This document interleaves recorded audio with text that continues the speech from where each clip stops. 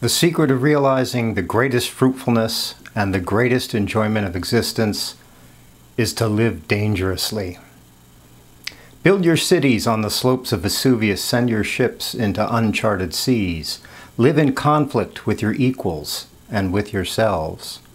Be robbers and ravagers as long as you cannot be rulers and owners, you men of knowledge. The time will soon be past when you can be content to live hiding in the woods like timid deer.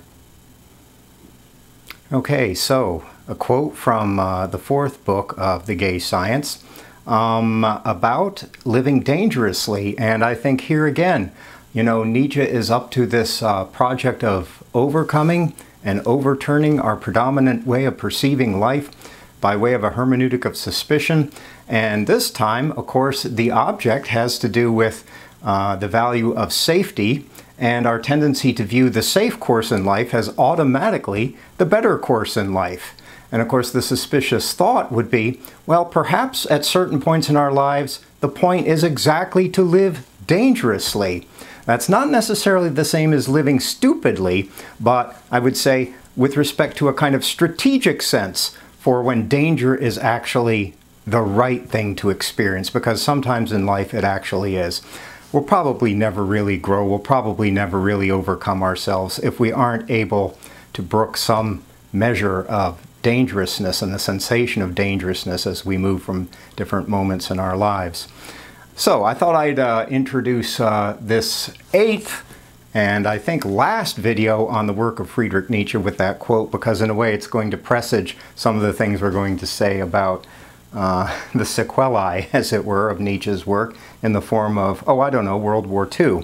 So to start things off, I'm looking over here because I'm looking for my funny hat of the day to try to keep my hair that is always getting longer under control. So here's the funny hat of the day. Get the hair under control. Okay, so today we're going to take care of a couple of loose ends at the tail end of our treatment of Nietzsche, and one of them has to do with the question of the telos of Nietzsche's work, and the other of which, as I already suggested, perhaps somewhat obliquely, has to do with the relationship between Nietzsche's thought and National Socialism. Okay, so first, the question of telos. Telos, in case you don't know, this is a Greek word that means goal, aim, destination, something like that. So when we're wondering about the telos of Nietzsche's work, we're wondering about what the whole point of it is, like what it ultimately adds up to, or what the culmination of his work would be. Now, basically, there are two takes on this, and some academicians argue more of one take and other academicians argue more of the other take. So the first take, let's say, is that the ultimate point of Nietzsche's work is crystallized in this idea of amor fati, that ultimately what it's really about is learning to love life in a non-trivial way. Okay, so that's the ultimate destination. So the yes-saying life is ultimately what it adds up to, and that's the deep point. The second take on the telos of Nietzsche's work is that, well, there is no telos ultimately, that whatever you would claim to be the telos is the next thing to be overcome. Okay, so from that point of view, even overcoming itself at some point, which might seem to be a telos, is itself overcome eventually. And of course, in case that's puzzling to you, well, who's to say that we have the final answer as to what overcoming really means? You know, perhaps overcoming is itself subject to transformation, metamorphosis, alteration over time. So from that point of view, there is no telos to Nietzsche's work. Instead, what Nietzsche's work is about is ultimately opening up an endless, boundless creative process that would carry us not only to the Übermensch, but beyond the Übermensch, all right? That there is no final destination point to life or the creative process of life. So this is, as I said in your notes, a non-telic view. In other words, that there is no telos. By the way, in English, the word telic is just the adjectival form of telos. Okay, telos is the Greek word that often appears in English, and telic is the regular English word, so we're improving your vocabulary once again. Okay, so here's how I said it in your notes. In this non-telic view, Nietzsche's work is valuable not because it offers any interesting goal or end state for life, but because it amplifies and poeticizes life's ever-shifting dynamism, and because it invites the reader to enter into that ocean more fully and more completely. That's really the deep point, is to find ourselves on the way, on life's road, and to take the next step on life's road, whatever it happens to be. So there's no destination ultimately. Okay, so that's sort of the first sort of loose end that I wanted to talk about today in this video. But the other one, which may take us a little bit longer, has to do with the relationship between Nietzsche's thought and National Socialism. Okay, so let's remember a little bit of chronology here before we get started. Okay, so I gave you Nietzsche's life dates in the beginning of your notes. So he was born in 1844. He had a psychotic break in 1889 that lasted to the end of his life in 1900. Now, if you remember a little bit of your history, well, Hitler assumed the Reich's chancellorship on January 30, 1933. Okay, so that's 33 years after Nietzsche's death and 44 years after the end of Nietzsche's productive life. So Nietzsche, in terms of chronology, came way before anyone was thinking about National Socialism, or way before World War I even.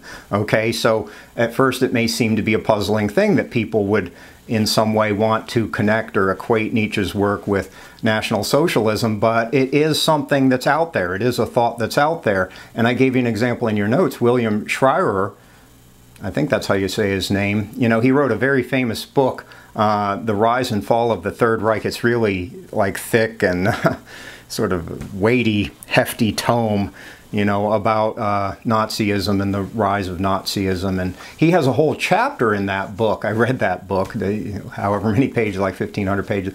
And he has a whole chapter on Nietzsche, not as a National Socialist for sure, because the chronology doesn't fit that assertion, but as a kind of precursor, an intellectual precursor to National Socialism. And so the question is, well, why might anyone say that? Well, part of the connection has to do not with Nietzsche himself, but with Nietzsche's sister. So Elizabeth, all right, Nietzsche's sister, Elizabeth Forster Nietzsche, she married a rather infamous National Socialist, is the first part of it, and collaborated to an extent with the National Socialists. She lived, obviously, a lot longer than Nietzsche himself did.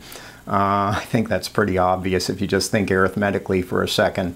And she produced Baudelarized versions of Nietzsche's works that were palatable to the National Socialists, and not all of Nietzsche's statements are definitely going to coincide with the project of National Socialism, and I'm going to give you an example in a few minutes of one that is within your reading assignment that is definitely not, for sure. And but at any rate, part of the connection has to do with the fact that Nietzsche's sister produced these Baudelarized works and was connected with National Socialism, even though Nietzsche himself died 33 years before Hitler assumed the Reich's chancellorship, and, you know, ended his productive life 44 years, almost half a century before any of that happened. So that's the first thing. So the second thing, and you may have noticed this in your reading, is that there's a fair amount of warrior-type rhetoric that appears in Nietzsche's works, where, you know, he's sort of valorizing master morality and strength and power, and, you know, hearkening back to the warrior heroes of the Iliad and all of that sort of thing. So part of the reason why people connect up Nietzsche with National Socialism is that, well, doesn't that sound like a possible way of justifying, you know, the depredations of the National Socialists and the Lebensraum idea that Hitler propounded in Mein Kampf and all of that kind of stuff, that life is really about what you can get away with, in essence. you know, and of course Lebensraum means living space or living room, you know, in German. And so Hitler, you know, very early in the 1920s when he wrote Mein Kampf, laid out his programmatic agenda. Yeah, we want living space, and he made it clear where that was. That's another book I read. I sort of like, maybe I should say, I sort of like reading books that people disapprove of, because I'm always interested. I still have that little bit of child in me that wants to know why people are prohibiting certain thoughts and certain books and all of that. So I read all of Mein Kampf, which again is kind of a thick tome, not as thick as William Shirer's book, but still kind of thick. And yeah, he lays it out like in a very straightforward way, that it's all about Lebensraum, and Lebensraum, of course, was in the areas east of Germany, you know, which I guess would include Poland and the Ukraine and parts of the old Soviet Union. But at any rate, okay, so that's part of the connection. The point I'm trying to make is not about Hitlerism and Lebensraum and all that. The point I'm really trying to make is the connection people sometimes draw between Nietzsche's warrior-type rhetoric and the attitudes of the National Socialists. And finally, Nietzsche was not very keen on democracy either. So he saw democracy, or you know, a republican form of government, a representative democracy basically, as being decadent. And the reason why is because for him it translated too quickly and too easily into sort of rule by the herd, rule by the many, the hoi polloi, as they say in Greek, you know. Well, why would he object to that? Well, because for Nietzsche, humanity's better destiny and better direction is indicated by the relatively few great souls. So probably Nietzsche would be sympathetic with Plato's idea of a philosopher king or something like that, like a rule not by the many or even by the representatives of the many, you know, but by the relatively elevated great souls and great minds and great intellects and all of that. So in contrast to that ideal, democracy he saw as relatively decadent and a exercise basically in herd mentality. All right, so so those are the three, I guess, main points of connection that people see between National Socialism and Nietzsche's work, despite the fact that Nietzsche died way before the advent of National Socialism. Okay, so, all right, so what's the weight on the other side of the scale? Okay, so that's the weight on, as it were, the negative side of the scale. Now, Nietzsche also, so the weight on the other side of the scale, also excoriates pretty consistently people's tendency toward roboticism and marching in lockstep, or perhaps goose-stepping in lockstep. You know, if you've ever seen Triumph of the Will by Leni Riefenstahl, who is a famous director. Triumph of the Will is about the 1934, yes, 1934 Nuremberg rallies. So the early days of National Socialism, and boy, you see people marching in lockstep in ways that you hardly ever see anywhere else in the world, and the sort of fervor that arises out of that. Well, Nietzsche was a big detractor of all of that. Now, here's the point where I'm going to read you a section from your reading assignment about his take on the state.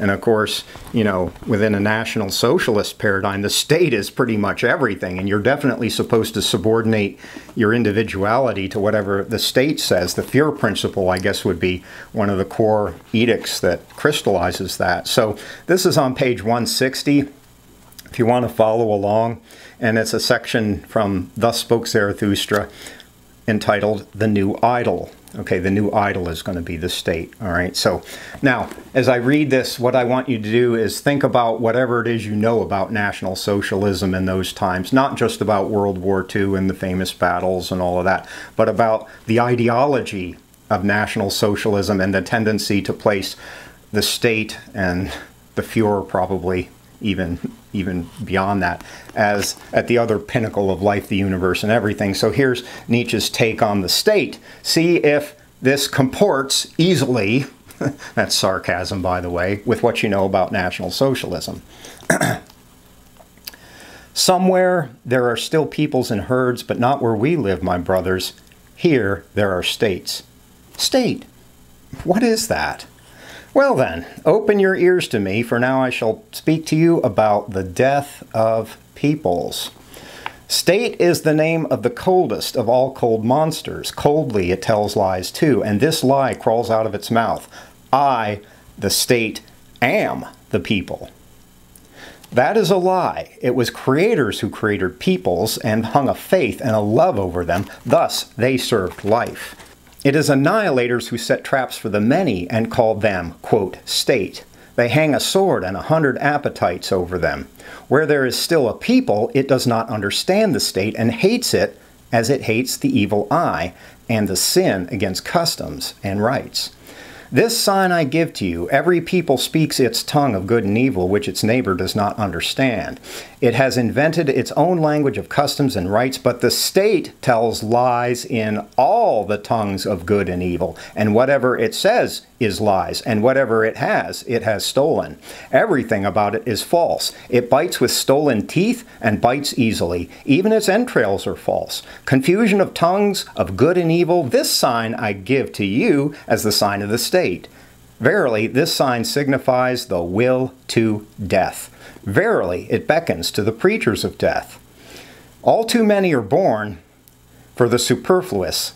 The state was invented. Now, okay, so there's a little uplifting little quote for you this morning.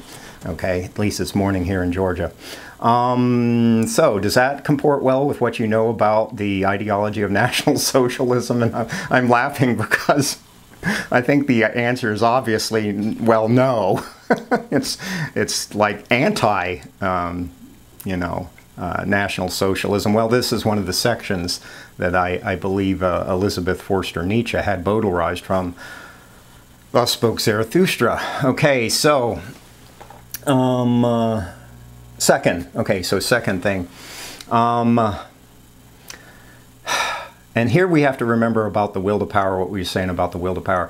The real center of the will to power is not the use of crude force, okay, like sending armies into the Soviet Union and Poland in order to obtain Lebensraum, okay? So it's not about that. It's mostly about the formations of subjectivity and the creation of new values and the creation of new modes of perception and all of that kind of stuff. So, if you had to find a point of connection to National Socialism, maybe it would be in Joseph Goebbels and not in Hitler himself, because Goebbels was, much more toward the alteration of, so he was propaganda minister, okay, during the Third Reich, in case you didn't know that. He was much more about the alteration of perception. He's the one that that allowed Leni Riefenstahl and encouraged Leni Riefenstahl to make those movies like Triumph of the Will. She made a whole bunch of them, actually. It's just that Triumph of the Will is the most famous. Leni Riefenstahl, by the way, very interesting historical figure in her own right, partly because she lived to be over 100 years old, so she had this really long retrospective view of that period in history, and she was definitely a player in it, and a pretty famous one too. So at any rate, that might be sort of a side road you might go down if you get interested in that sort of thing. So, and finally, the third thing on the other side of the scale is that Nietzsche, a lot of the time, didn't think of himself as particularly Germanic, or a Germanic type thinker. In fact, most of his productive years, once he retired from academia relatively early, partly perhaps for health reasons. He had a lot of health problems historically, but partly perhaps because he didn't think of himself as a particularly German figure. He ended up retiring mostly to places in northern Italy and Switzerland and France and places like that, and not German locales. Okay, so finally in your notes, perhaps Kaufmann, the great translator who translated into English, at any rate, the great translator and commentator on Nietzsche, summarizes all of this best. He says, "No German thinker of equal stature has been so thoroughly opposed to all proto-Nazism." Okay, so proto-Nazi is, proto means sort of the beginning forms of, all right, so precursors of. So in his estimation, by the way, Kaufman was Jewish. So you might bear that in mind too. So which adds this statement a little bit more oomph, perhaps. No, let's read it again. No other German writer of equal stature has been so thoroughly opposed to all proto-Nazism. Well, that's a pretty big statement, all right? Now here's where I want to sort of end off this video, and it more or less corresponds to the last paragraph in your notes. And so the question is, well, how do we come to grips with this purported relationship between Nietzsche's thinking and National Socialism? And I think, you know, here's where I want to cycle back onto that quote that I read in the beginning about living dangerously and calling into question whether the safe life is always the best life. Well, if you're going to really think in a deep and penetrating way into the nature of human reality, into the nature of our prevailing social conventions and the way they you know, form our relation to life and influence our relation to life. And if you're going to think really deeply and cuttingly into something like overcoming, the nature of overcoming, with an eye toward intensifying the processes of overcoming, you're basically living a dangerous life. Okay, you know, like, and it may not seem dangerous. No, like maybe you have the idea that no, you got to be like parachuting and hang gliding to live a dangerous life. Hey, that's the least of life's dangers, physical dangers, right? That's the least of it. Like, it's entirely possible for you to become a dangerous thinker in your thinking, a dangerous soul in your perceiving of things, and that's not necessarily a bad thing. You know, build your cities on the slopes of Vesuvius. Sail your ships into uncharted seas. That's, you know, Nietzsche's admonition. Now, the potential cost of that is that, you know, if you're doing something dangerous, either in thought or even physically, well, the fact is you might get hurt. You might get a boo-boo, you know, like at some point.